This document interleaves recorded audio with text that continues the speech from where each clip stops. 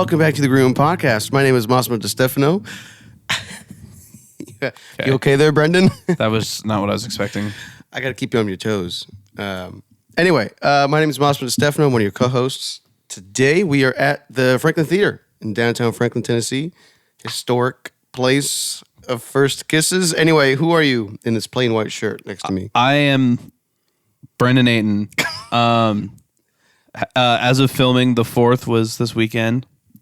Hot take, burgers are better than hot dogs.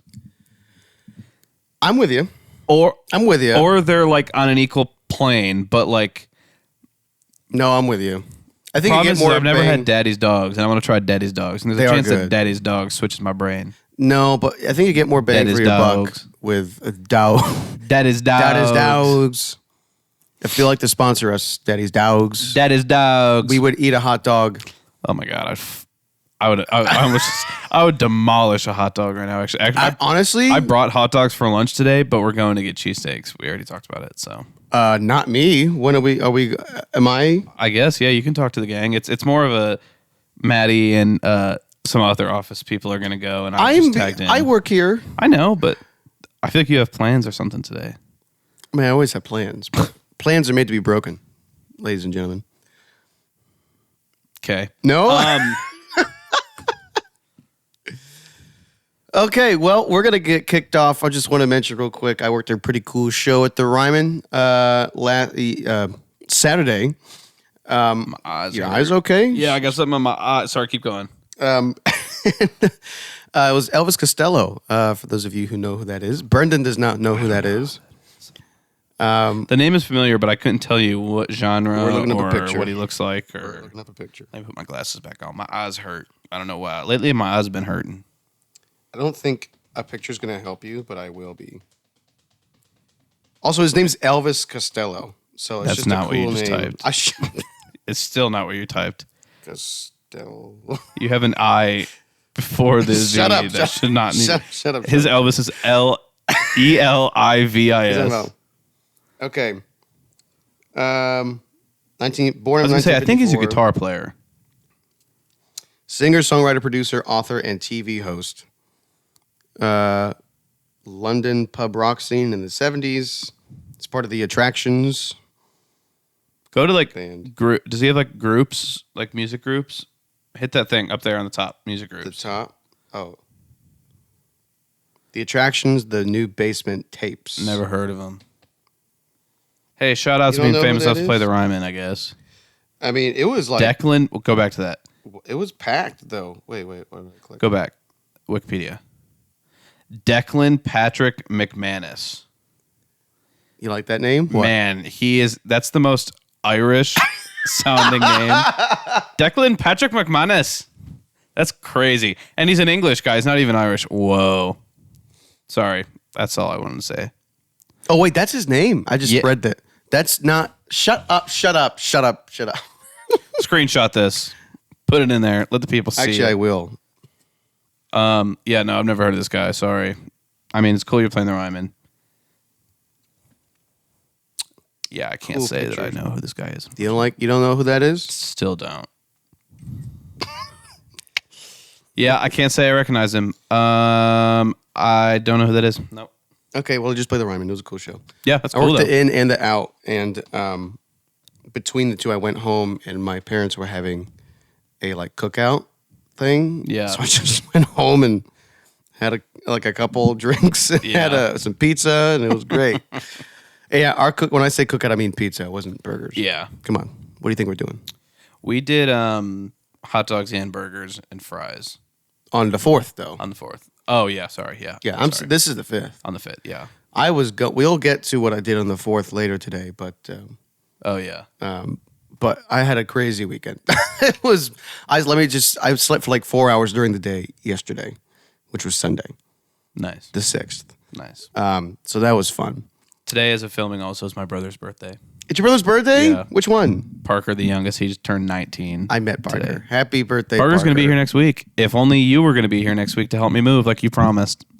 But someone's going somewhere else. Yeah, for work. Sorry. For money. Were you going to pay me that much to stay? I mean, I was gonna pay you something. Not as much as I'm making I was gonna pay you the same amount you pay me for your videos. Ooh, that's kind of tough. That is kind of tough. That ain't happening.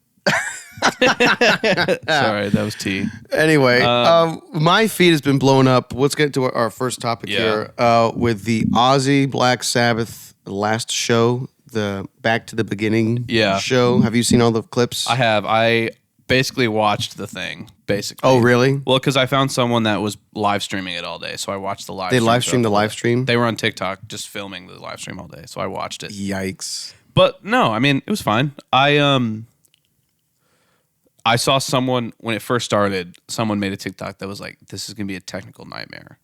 Because did you notice nobody was on ears? And the entire downstage was just wedges. And side. It was crazy. It was like an old school show. Yeah.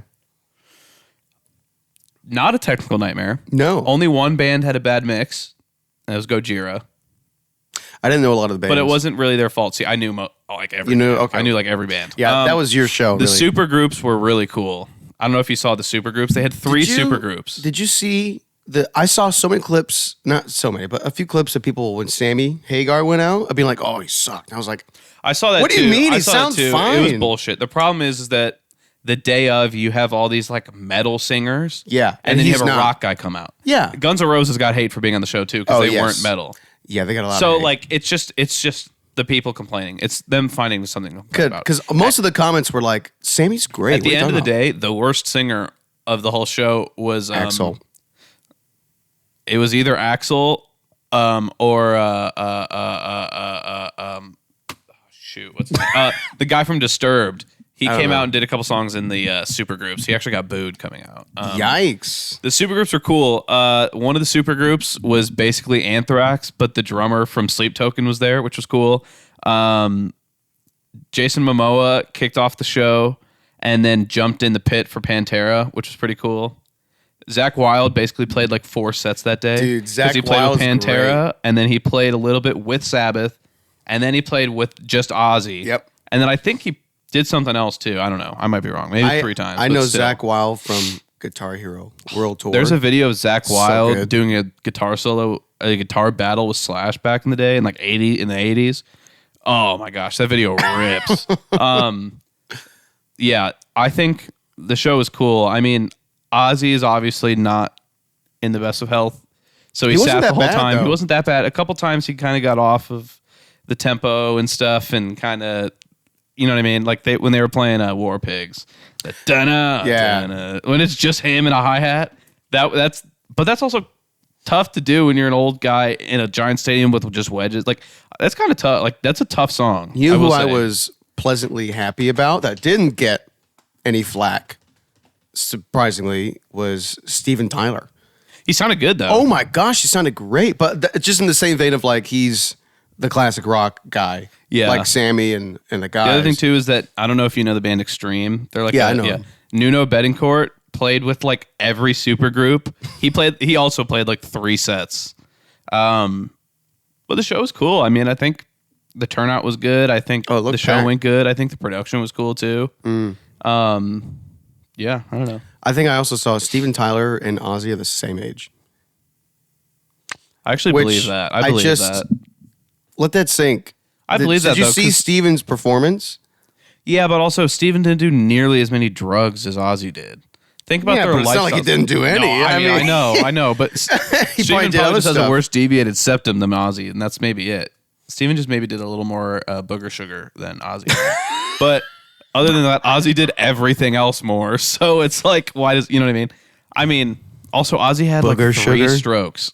You know what I mean? Like, yeah, that's what I'm saying. Steven hasn't. Steven just had Botox. So it's like, he had Botox. His entire face is like all surgeried up and like plastic and stuff. I was gonna say it looks really good. Overall, I actually think nobody was posting it. Slash had a killer solo because Guns N' Roses did 4 Black Sabbath covers and then played Welcome to the Jungle and Paradise City and left. So Axl sounded terrible, obviously, which is very tough to be saying. It's just true.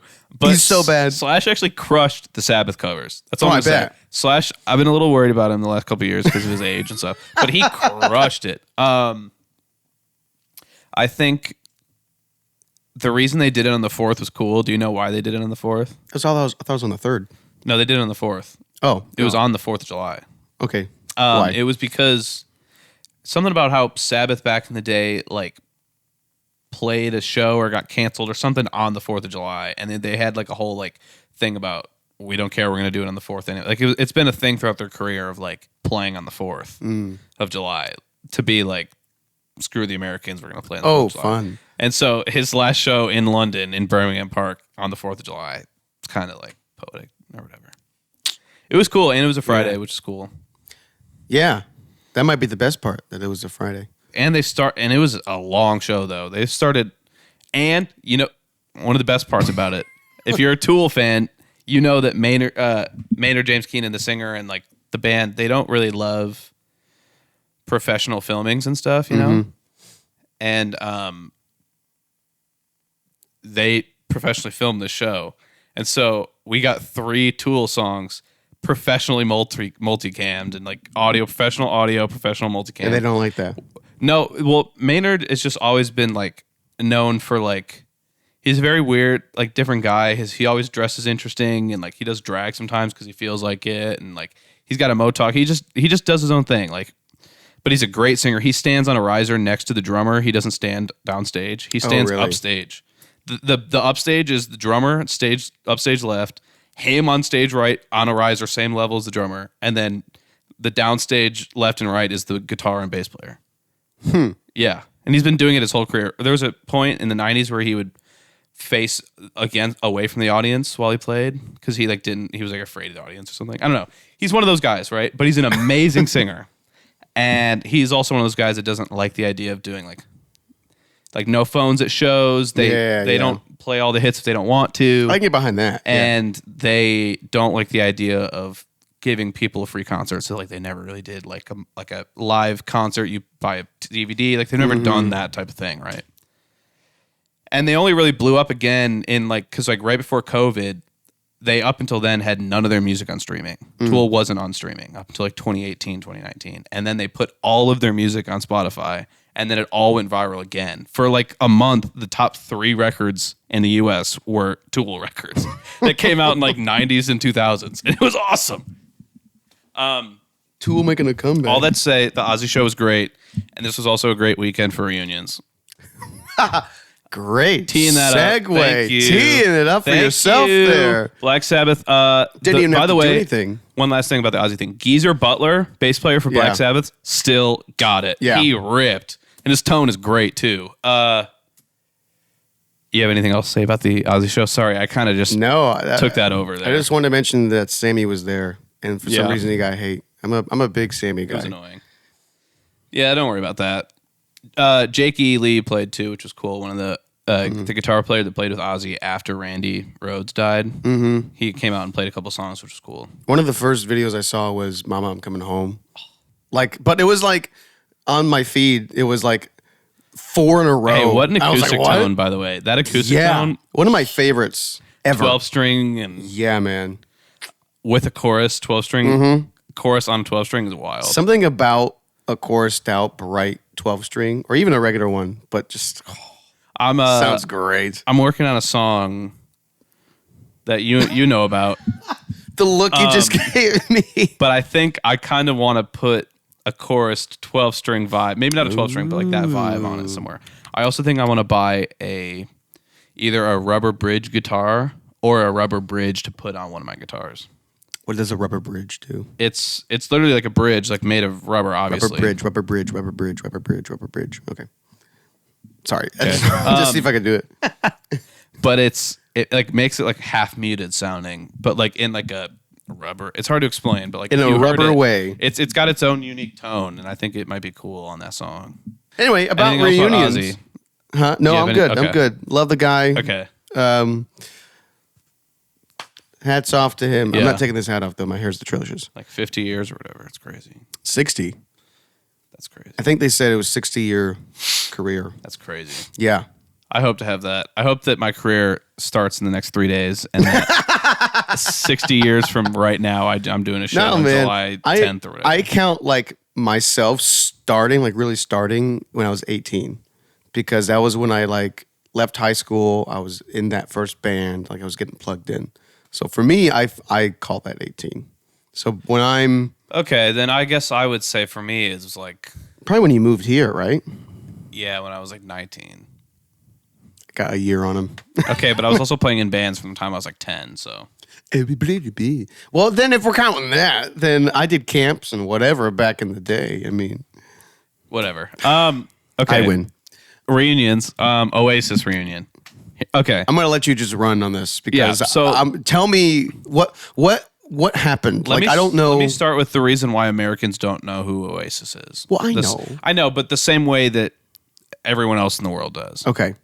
Because Liam Gallagher, if you want to look up a picture of the Oasis brothers, the Gallagher brothers in like 99 or something. They have some of the craziest hair. It's actually kind of cool. Gallagher brothers. Yeah, see, Gallagher brothers. Yeah, okay. Go to images. Hold on. Sorry, people. This is probably not. There you go. First picture. Whoa. Yeah. Look at those guys right there. All right, so that's Noel on the eyebrows, on the left, and Liam on the right. Eyebrows. So anyway, Noel on the left is like one of the more like kind of like the, and Liam would hate him if I said this, but like he's like the kind of like he plays instruments. Liam just plays a tambourine and shaker and sings. Which one plays instruments? Noel does, the one on the left. They both like sing and share song, like they share the vocals on all the songs, but that's them now. So that's the reunion, right? So that's Liam on the left and Noel on the right. They lost their eyebrows. Yeah, they did. But there was a time where they compared themselves to the Beatles and said that they were better or more influential than the Beatles. And Americans kind of took that and said, all right, screw these guys. Like I remember people telling me like, oh, we don't like Oasis because they think they're better than the Beatles. Just for that reason? For that reason only. I remember being told that and I was like, okay. But like over in London, like that was like Beatles break up in like what was it, the 70s or the late 80s even, or the early 80s or whatever. I don't remember when it was. And then 15 years later, Oasis comes out. When did the Beatles break up? 70. April of 70. Okay, so maybe like 20 years later, because it was in the 90s, Oasis comes out, and they are the closest thing to the Beatles since then. Like, their sound, their influence on, like, the culture and stuff. Mm-hmm. Like, the way they were dressing, everyone started dressing like that in London, overseas. Yeah. Kind of in America, too, but not really. Because, like, in the 90s, America had its own culture going on with its own creed and that culture.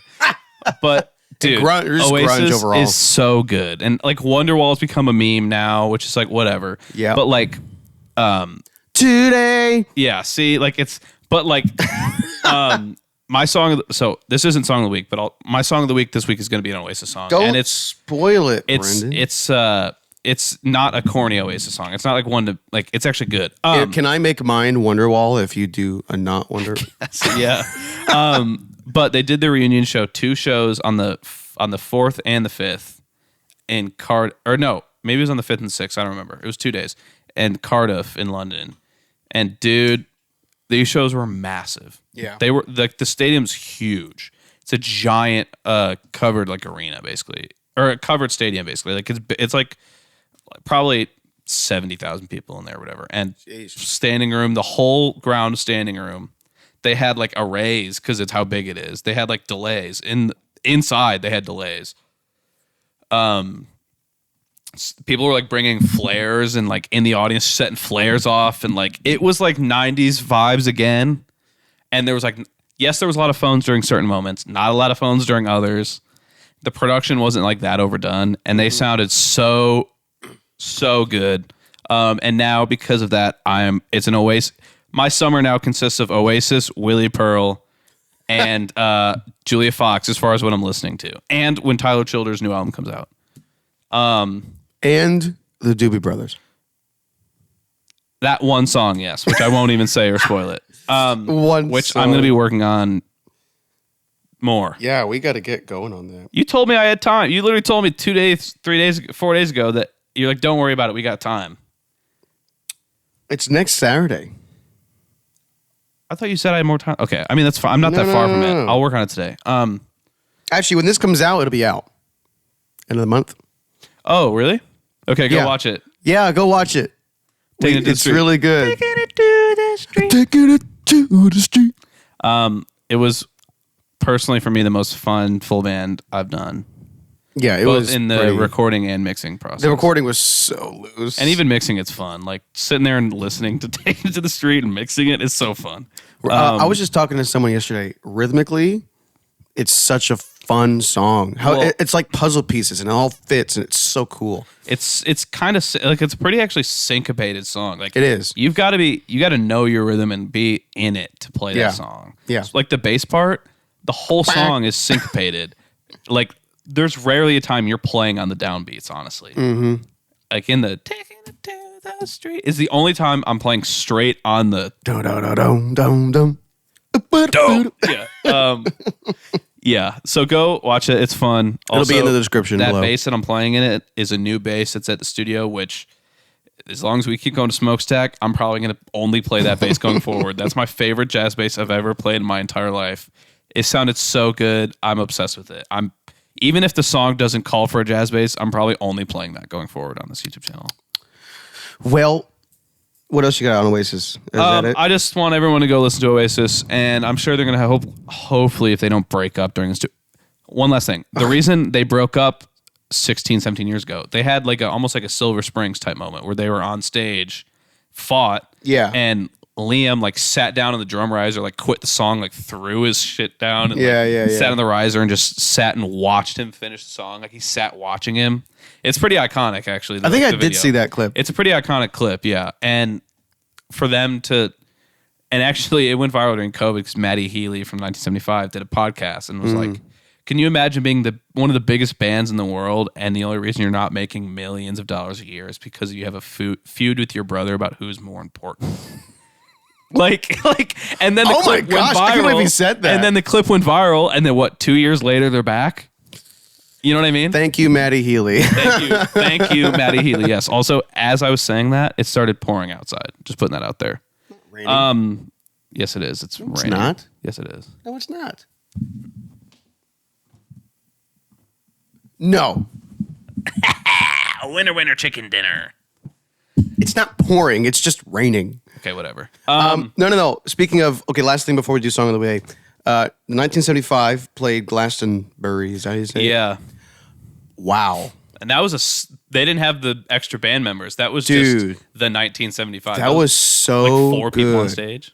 I mean, I saw so many clips and I've actually only seen one clip, so I definitely. Oh, dude! Now it's pouring. And now it's pouring. You were wrong before. It's now you were right. Now, but dude, and they said that's the only show they did this year that they have scheduled for all at all, and they went they went balls to the wall with their production budget, and they overspent, and they did it was so, and they ended with, I think they ended with About You. I was like. I mean, it was crazy. The audience participation and because everyone yelled robbers and that moments like that at a live show just that's what it's about, man. That 1975 show was awesome. Gosh, we went to go see. They were here at Bridgestone. That was cool. We talked about it on the podcast. We talked about was that 2023? Yeah, it was during the first season of the pod. So we definitely. I know we talked about it way back when. Way back, yeah. Okay. 60-some episodes well, ago. let's do.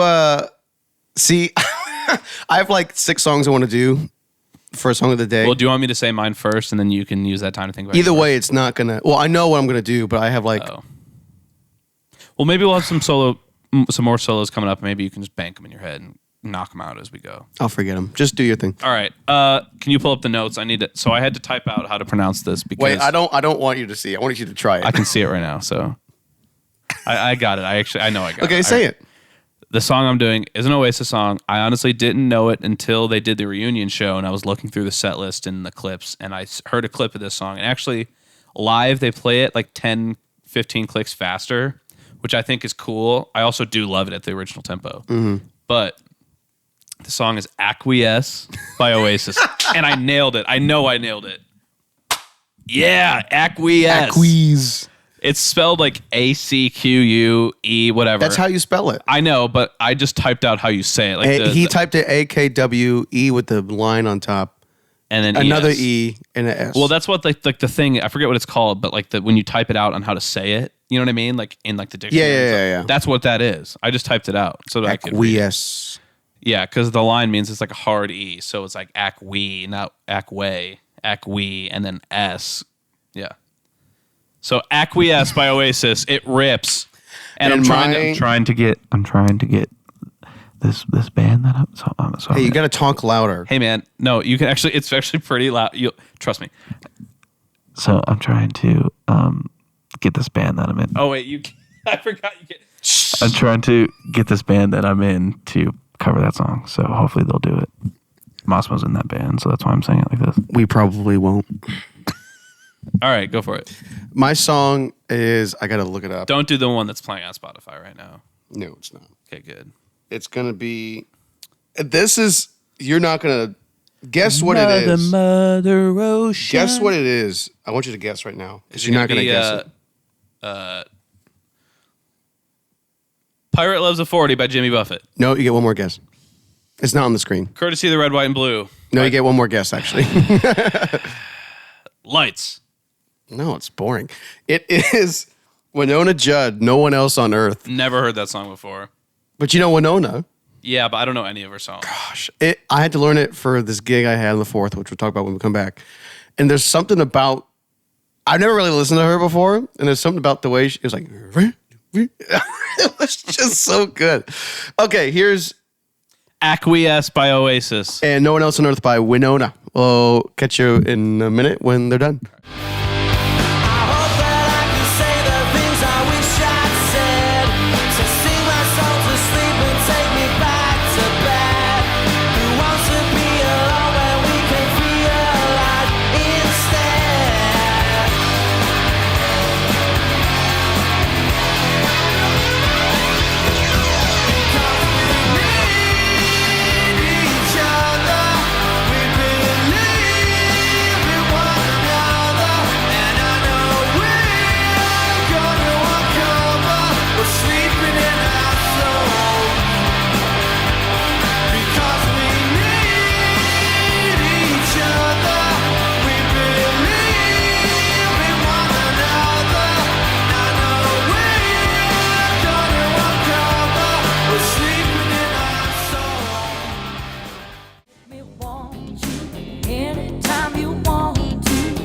You're burning me alive. I can't deny you, even when I catch you, even a weak alibi. 'Cause when the night falls, you make me forget your love is killing me, and it ain't over yet. How did you get to me? No one else on earth could ever hurt me, break my heart the way you do. No one else on earth was ever worth it. No one could love me like, no one could love me like you. I think songwriting has gotten lazy in the last 20 years. And that's why I think that rock and metal stuff is peaking right now internally. Like rock and metal people think both rock and metal, at least like hard metal, like hard rock metal stuff, is at its best right now because it's one of the only genres that's still writing like weird original shit. Everyone else is writing the same chord progressions with the same sounds over top. Like it's what we always talk about. It's just that. But like that's not happening in metal because I'm including this in the pod. it's true though. No, I true, though. completely agree. I mean, like we were just listening to Strawberry Wine, the bridge of it, because I just played this weekend, and something about that 2 minor 7 to the 6 minor. well, was it Slaps. 2 minor 7 out of the 2 minor It was 6. 2 minor 2 minor 6, 2 minor 7. 2 minor 6, 2 minor 7, and then 6 minor 1, 5 over 7, and then 5. It's hard to explain if you don't listen to like heavy stuff because it all sounds the same to everybody. But if you listen to heavy stuff, like this metalcore and all this like screamo stuff and all the variations has been going on for 25 years now, or 25, almost 30 years. Like it started in the 90s. And like other than some production stuff and some questionable like pop stuff in it, across the board, everybody says that it's like in one of the better spots it's been at, other than with like the Metallica type metal, because nobody's gonna like thrash wise, it's kind of hard to beat the 90s and the 80s. But like everywhere else, like the bands that were popular in the 90s, early 2000s are still as good now. They're still writing like, and the new bands are like nothing is really like, randomly you'll get here and there bands that write the same stuff, but like across the board, it's like it seems like there's still originality around there. You know what I mean? Like, well, that's what I want to do with ZD. I can't believe we're still calling it ZD. That's fine. A band that we're both trying to start is like, let's write something original and unique. Well, and I think that's why you kind of have to not stick to a genre at all. I think genres are done now. Yes, but I think genres are done. It's now like fan bases you're trying to go after. Yes, but I think you need to have some kind of direction, because you can't go from you have to have like a from genre. A to Z in one song. You know, you got to have, this is the vibe / kind of genre, but it's outside of that still too. I mean, you know? Anyway, that was a nice little tangent. Acquiesce. Hope you guys like those songs. Banger song. I'm gonna try to get ZD to play Acquiesce. Wynonna, banger song. I realized I know that song. I realized after hearing it that I do know that song. That's what she's doing. That's not how she's singing. That's exactly what she's doing. Okay. Anyway, to our last topic of the day, one of the last topics. I was fortunate enough to be asked to play the General Jackson on July 4th. If you don't know what that is, it's okay. I did not know what that was also when I got asked to do it. Me neither. There's a lady that came here to play at the theater. Her name is Michelle, and she learned that I play drums and came up to me after the show and was like, "Hey, do you know like what?" She's like, "What do you play?" I was like, "Yeah, rock," but I played everything. She's like, "You know country?" And I was like, "Yeah, I know country." I mean, yeah, we played with Caitlin. Well, what's one? I mean, I played for a couple country artists, Yeah, but like, you're fine. Yeah, but I mean, I'm not like. it's not that. I can learn it. It's not hard. But It's not that hard. She's like, "Hey, we're going to play the General Jackson on the 4th. I need a drummer." I said, "Cool. What bar is that?" It's a boat, guys. Yeah. It's a boat. So I played a boat. Let me say, there's two stages. Did you get seasick? No. Did you get drunk? No, I didn't have any alcohol. It's a little upsetting, to be honest. Sounds like you weren't even there.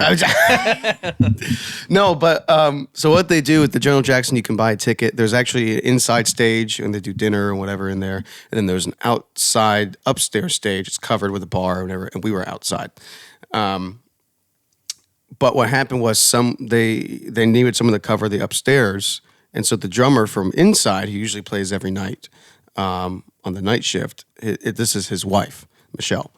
And so she just threw a band together, and it was a ton of fun. We started at Opryland and sailed down past Broadway, just past it, where everyone was sitting. We were the closest people to the fireworks because we were on the river. They put the fireworks off out right at Nissan, the base of it. Saw a little forest fire happen. That was kind of I saw that on a little TikTok. scary. I was right there. Hey, but they got it. There was a boat. Yeah. Well, before they shot the fireworks, they were like hosing off all the trees right there. They must have just missed a spot or something. I mean, or it just happened anyway. but it was crazy playing, and your peripherals, everything's moving. It was kind of trippy. Yeah. That part was trippy. That would mess me up. I feel like I would get seasick. Well, Motion sick. I was there with Audrey C., who's a great bass player in town. She sings. And she was like, "I can't." We both I was like, "Just look ahead. Look at Michelle." 'Cause she was right in front of us. But yeah, that would be actually it was tough, great. I feel like. It was a lot of music. It was unexpectedly less music than I originally was planning for. Was there a lot of people on the boat? Oh, yeah. They always oversell the boat, is what I heard. But it was like, I think it was supposed to be 4 45-minute sets. But what happened was the inside band didn't play till later, so they played our third set. And we basically did 45 break for 15 minutes each. And then the third set happened. That's when we ate dinner. And then right after that was the fireworks, so we got a nice long break. But then we played all the way back and I took a video of the thing, and it was an hour and a half. So, Straight? yeah. I mean, there was maybe not straight, but it was. I mean, that's the length of the video I got. Yeah. So, it was a ton of fun. By that point in the night, it's just like, all right, whatever's gonna. But the PDF I got with all the charts, there were 75 charts in there, and I knew some of them. Yeah. So I learned like 80 songs because there was a few more added. Come to find out at the rehearsal that was the length of the thing. She's like, no, you didn't have, that was someone else's set, like for the next, like someone else she usually does shows with. So I only had to know like 40 of those 75 songs, but I prepped all 75. Now you know those songs though. If anybody I asks know, but Michelle was like, oh my gosh, I can't believe, but she's like, oh, this is good. At least you know all the stuff. And I was like, I guess, but I crammed so hard. you. Yeah, that's okay though. Which leads me to the last topic of the day is she sent all these charts, and I've never been one for the national number system. Like, not in a bad way, just I don't use the chords. I just need the structure and like hits and stops. That's what I need. But I actually really liked having a chart. What are you doing? Just keep going. Ignore me. Just keep going. Keep going. I'm not taking mine off. You don't have to. I'm just going to. Okay. Don't twist too much because then you'll hear it on the thing. You know. Okay. But me and Brendan were just talking about right before we got going about using charts or not. So this is the last little bit of the thing. The problem is I never learned, to be honest, the only music I ever learned to read was like in school band. Like legit sheet music, yeah. Yeah, like I don't ever learn sheet music. And when I play guitar, I learn tabs sometimes if I need to know like a solo. But like I just listen to it or watch someone else play it and learn it that way. Like only by ear. Whenever I need to learn a song, what I honestly do, I go on YouTube and I look up whatever song bass cover or whatever song guitar cover. And I watch people do it, and then if it seems wrong, if what they're doing seems wrong, I check one other video, and then after that I learn what they're doing and then check the tab and reference this, you know what I mean? And just kind of learn it that way. That's kind of what I do. But the problem is for me is like, because we've talked about that Taylor Swift show we did. Yes. The problem for me is the whole, like reading it on stage. I can't do that. It just, it takes me out. Like I can't pay, like I lose like my hand placement because I'm too focused on looking at that. Like I just can't do, you can't it focus. Messes me up. You can't focus too much on the sheet. It's there. Well, there's a helper, and that's the problem. Is that when we did that Taylor show, the Taylor Swift show, I relied too much on him because I thought we had to, I thought that was the whole thing. It's like you can read, and then it messed me up. So I don't want to say I don't want to say I'm like out on them. And I'll probably have to use them again. Yeah. It throws me off sometimes. Well, it's helpful. I needed them because it was so much music. I think if you have a short time to learn stuff and there's a lot of it. Yeah, like if I was doing that show, like what I would do, grab charts. Yeah, is I would just listen to the songs while playing along while reading the charts. Yeah, and then but what I probably would do is on the show day not have charts. I would just use the charts they sent to learn it, and then the show day just go off my brain. The other thing too is that at least for me on bass, as long as I got my eyes on the guitar player's fingers, if we're improvising or if I don't know what I'm doing, if I see what fret he's going to, that's what fret I'm going to. But that's assuming you can see. I mean, yeah, yeah. I don't know. I think maybe one thing I need to do is get myself like a mini iPad or something like that. That Dude, if I needed the opportunity to, it doesn't have to be paper. This thing's great because I don't want paper. I bought a pen, and then I'll show you guys my chart. I'll pull up one, not this one. Because you know what I could do is I could have it MIDI. I could have it attached to my Helix and have buttons on my Helix flip pages for me. Where's it good? Oh yeah, that would be nice. Do that one. That one. Okay, so this is a basic. Let me take a picture of it. So for me, the chart was great. This is actually a really nice chart. It says E flat, although it also says E over there, but so ignore that. But for me, I wrote in red stuff I needed to know because it's just it's black and white. It's not the easiest thing to read. So I just know keep time, add kick on 1, fully in on the chorus here. That's C is a chorus. I'm out here. There's a stop. And all this is notated like that line, triangle thing. That means stop already. But I wanted for me to know, hey, stop, don't forget. And that diamond on the 5 is an out right there. But I was like, it's too small, and I need to be able to make those decisions quicker in the moment. I just, at the end of the day, like if I was doing this show and I learned this, even though I already know how to play the song, like you know what I honestly would do is I'd rewrite my own charts from this that just has outs on it. Not even. What do you mean? I'd have structure. I'd be like chorus 8 bars, verse 8 bars. Oh yeah. Wouldn't even have notes in it. No notes. It would just be notes. chorus 8 bars. Stop at what? Like you know what I mean? Well, that's what I do. I don't like. I can't be reading 1, 5, 4. I can't do that. Well, part. you don't. It's just there. You're not like but glued the problem to is it. that I can't.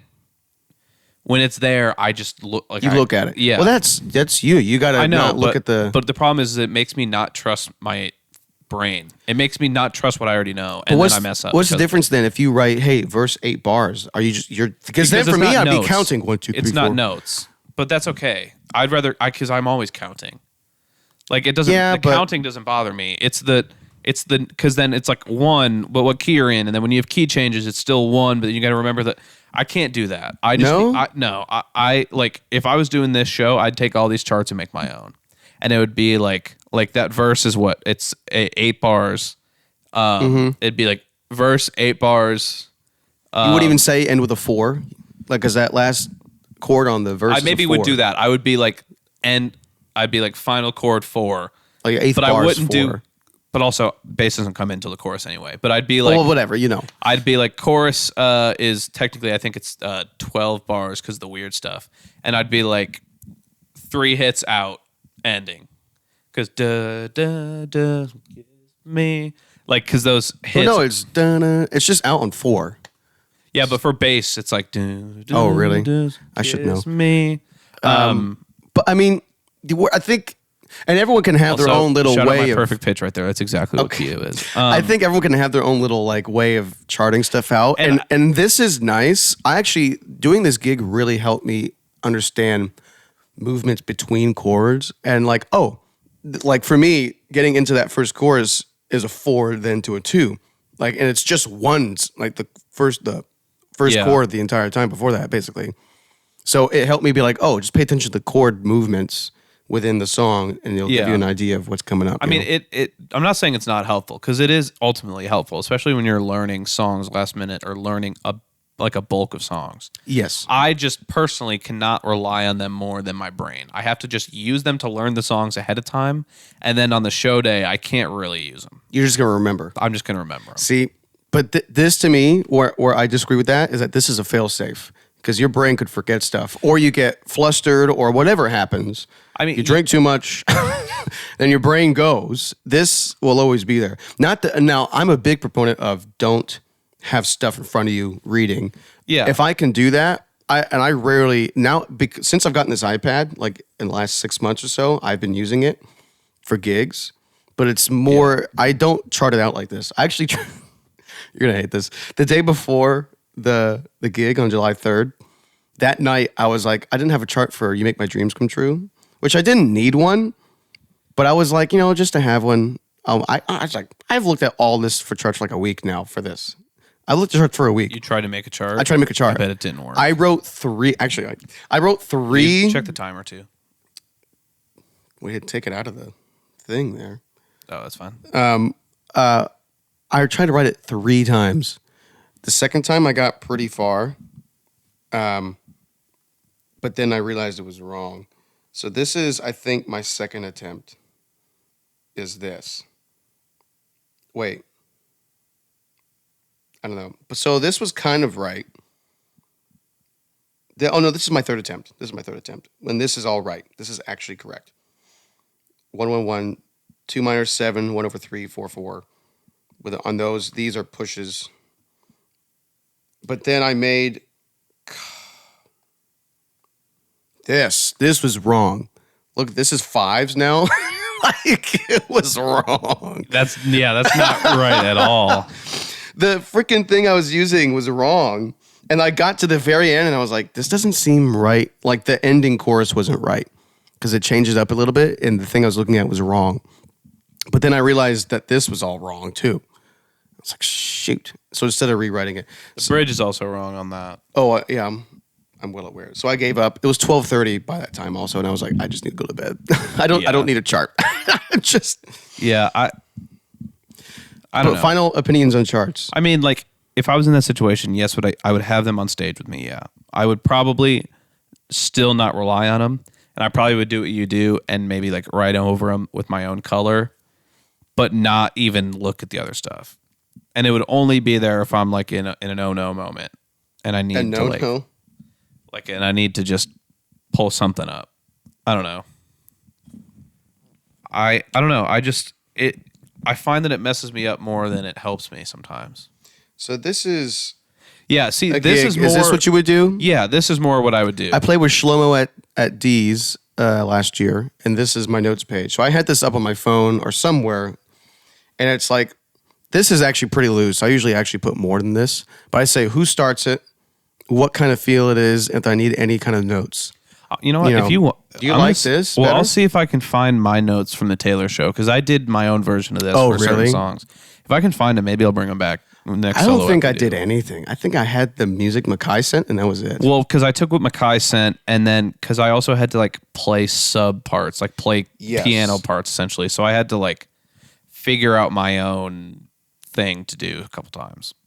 But I'm not saying that I will never use them or I don't want to use them or whatever. It's just that I can't rely on them too much because then I stop trusting my own playing and then I end up messing up more than I would if I just, Yeah. I mean, it's like a snowball effect on stage for me. If I get if there's all of a sudden one moment I get too locked into that and then I miss the next hit and then it's all of a sudden it's a mess. So I can't, like, I had a moment like that at the Taylor show. I don't remember what it was, but I remember having a moment like that. Like I can't rely on. I need to be looking around, playing from my brain, and then if my brain doesn't pull it, I'm looking down. I can't be looking like using it the whole time, and then I just can't. I can't. Well, I want to end on this. I met with Jim Frazier, a great keyboard player, guitar player who plays with Jim Messina and the Toto tribute band that's in town, Child's Anthem. That rips. I'm about to email them today. Rips. I got coffee with him. And I mentioned something about, because I played this gig recently, I got flustered and I it wasn't terrible, but I didn't play what I wanted, the way I wanted. And I was like, dude, what's like, I need some advice. And he was like, he basically was like, I don't want to be stressed at the gig. So just over-prepare your music beforehand and just practice as much as you can. Think you're done and then do it again. Like, he was like, I don't want to be stressed out. I don't want to be anxious while I'm playing the gig. I just want to know it. And so I over-prepared for this 4th of July gig, and it was great. So now I'm like, I think okay. that's what I'm subconsciously doing when I'm doing that. When I'm doing it with the charts thing. It's like, yes. I just am going to double down and I'm going to know it without it. Like, I'm just going to know it without it, and I'm going to be prepared. And then But would God you still forbid bring one? happens, yeah, I'll still bring it. And have it just down here, like in case you need there's like a chance that I don't even switch after a few songs. Like if there's like a chance where like the next 4 songs I know them, I'm not even going I'll just wait and like if there's problem songs that I see coming up, I'll pull them. Problem songs. You know what I mean? Like Problem Child. I don't know. I think I subconsciously am doing that though. Yeah. I just am. I don't know. But I don't know. It made sense. He was like, I don't want to be stressed. I was like, yeah, that does make sense. I want to know my stuff. Like him playing an arena or something. Yeah. You gotta be ready for it. I don't know. I think it was a turning point when he said that. I was like, oh yeah, I shouldn't want to pull my hair out while we're playing the gig. Yeah. Also, if I'm being hired to play a gig, I should know my stuff. I don't know. It was a good like mental like, hey, just do your job. Yeah. Because I think a lot of guys in town like just like, oh, I know it, and then it just botches a few things. It's like, I want to play it perfect. Part of the problem is like Broadway musician culture. If I'm being honest. Yeah. I think 20 years ago that job was more like you needed more talent, more skill, and like since the whole like pulling up songs on your phone, like dude, somebody calls a song, you just pulled up on your phone, you've never heard it or played it before, you just play it, you botch half of it, but you hit the right chord. But it's like, dude. But then you're not even looking at the audience, you're just on your phone. Yeah, I can't do that. Now there's some people. I mean, not to say everyone on Broadway is doing that, but there's a lot of people that rely too much. And that's the other extreme is they rely too much on this. Stuff, and they're like head on the phone the whole time, and then I'm like, I don't want to go see you.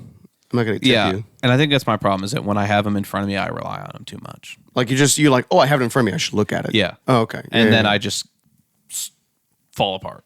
No, I'm big about looking around. If I'm looking around, like especially for endings, like how we get now. Well, yeah. And like obviously I'm not like down there the whole time, but I find myself when I have them there relying on them too much. Entrenched in the yeah. Well, this is good. Yeah.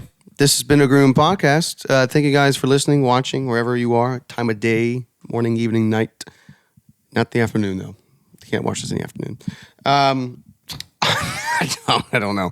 My name is Massimo and Stefano again. You can follow me, Massimo D Music on Instagram and all the other things. Massimo and Stefano. Please check out my YouTube. I got that video. Brendan mixed it. He played on it. I did most everything else. So I'm also in the gang vocals, so if you want to hear me sing. I don't think I have anything to promote. Oh, I mean, it's probably sold out by now, but I'm playing here at the theater next Thursday, July 31st. I think it is sold out. But anyway. In the Billy Joel Tribute Band. And I'm mixing it. And Makai, who was an early guest on the podcast, is playing piano. Yep. It's going to be really cool. And then I think, oh yeah, we need to talk about, side note, next podcast episode or whatever, we're going to go see Toto Christopher Cross and Men at Work. Oops. Next month. So we got to go and talk about that when we're after we go see them. Yeah. Anyway. That'll be fun. Okay, Brendan. Not much. I mean, BDen89 on Instagram. Go check out my website. Let me mix your music. And come to the Franklin Theater. That's about all I got. Easy. All right. Well, you can follow the podcast, Green Room Podcast, YouTube, Podcast The Green Room on Instagram, all that jazz. Still been posting some short forms. Been pretty cool. Stuff with Caitlin was funny. Yeah. It's way after the episodes aired, but whatever. It's going out. Still going out. Still gets the views. And we'll catch you next week with maybe a guest. Who knows? Yeah. But we'll catch you in a couple weeks here with our next episode. Yeah. And We'll see you later. Peace. ciao.